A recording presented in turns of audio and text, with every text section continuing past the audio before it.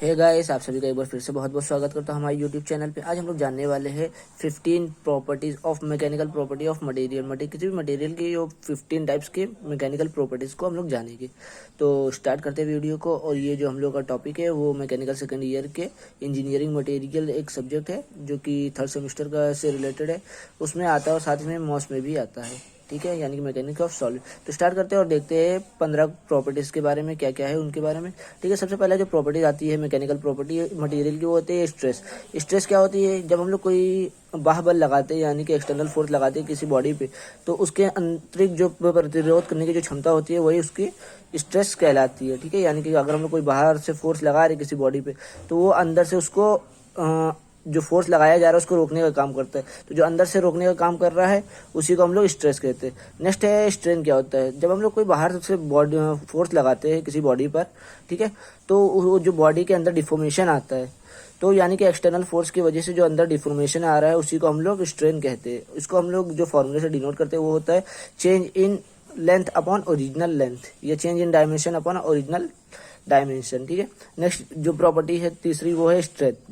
Strength क्या होती है कि जब कभी हम लोग एक्सटर्नल फोर्स लगाते हैं किसी बॉडी पे, तो जो उसके अंदर मैक्सिमम बाहर के फोर्स को यानी कि बाह्य बल को बियर करने की क्षमता होगी, ठीक है, तो वही उसकी स्ट्रेंथ कहलाती है। यानी कि वो क्षमता जो उसके बाहर से जो बल लगाया जा रहा है उसको रोक सके, तो इसी की स्ट्रेंथ कहलाएगी। नेक्स्ट अपना प्रॉपर्टी देखते हैं। नेक्स्ट प्रॉपर्टी जो है वो है अपना हार्डनेस। हार्डनेस क्या होती है?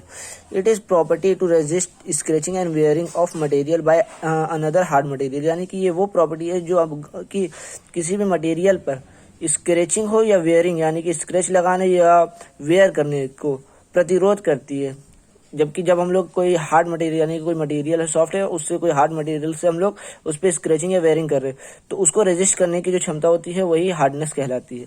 अगले प्रॉपर्टी की बात करते हैं। अगला प्रॉपर्टी है डक्टिलिटी। डक्टिलिटी क्या होती है कि ये वो प्रॉपर्टी होती है मटेरियल की, जब हम लोग किसी मटेरियल पर कोई फोर्स लगाते हैं, ठीक है, तो उसको फोर्स की वजह से उसको अगर हम लोग पतले वायर के रूप में यानी पतले तारों के रूप में परिवर्तित कर ले जा रहे हैं, तो उसकी डक्टिलिटी कहलाती है। कि यानी कि जितना ज़्यादा वो लेंथ खींचने पर, अगर जैसे ये मान लीजिए ये है, इसको अगर हम लोग पकड़ के दोनों तरफ से खींचा जाए तो ये जितने पतले रूप में परिवर्तित होगा वो उतना ही डक्टाइल कहलाएगा ये। ठीक है, अगला प्रॉपर्टी है टॉटनेस।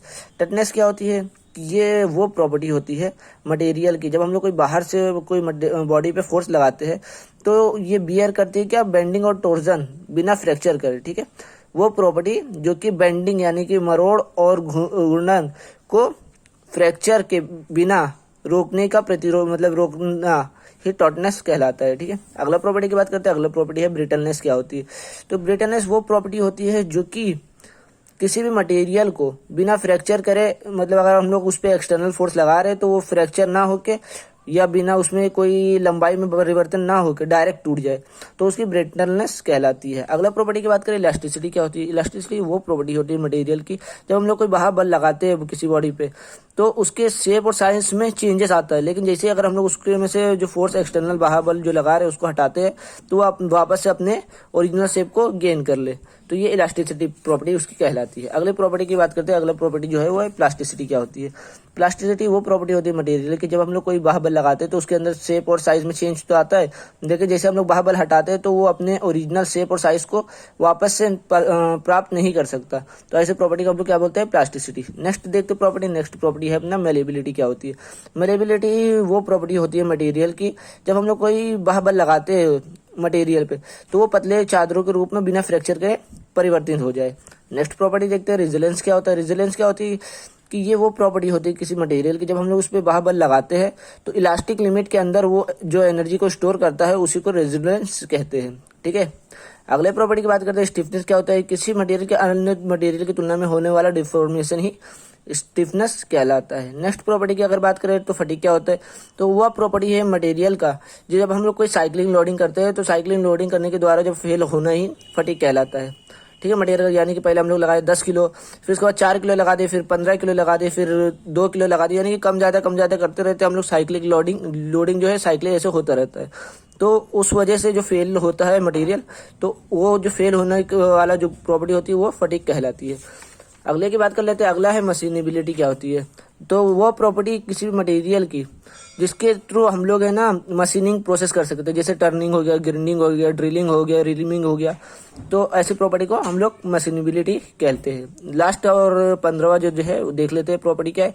तो लास्ट जो प्रॉपर्टी है वो है जब हम लोग किसी बॉडी पर लंबे समय तक कोई लोड लगाते हैं तो उसके अंदर धीरे धीरे प्लास्टिक डिफॉर्मेशन होने चालू हो जाता है, यानी कि वो अपने ऐसा डिफॉर्मेशन जो कि होने के बाद वो अपने ओरिजिनल शेप और साइज को गेन नहीं कर सकता, तो उसको हम लोग क्रीप कहते हैं। ये अक्सर हम लोग को बेल्ट में देखने को मिलता होगा, जैसे बेल्ट हम लोग लगाते लंबे समय तक टाइट करके रखे रहे, फिर उसके बाद देखते कुछ समय बाद वो थोड़ा सा फैल जाता है।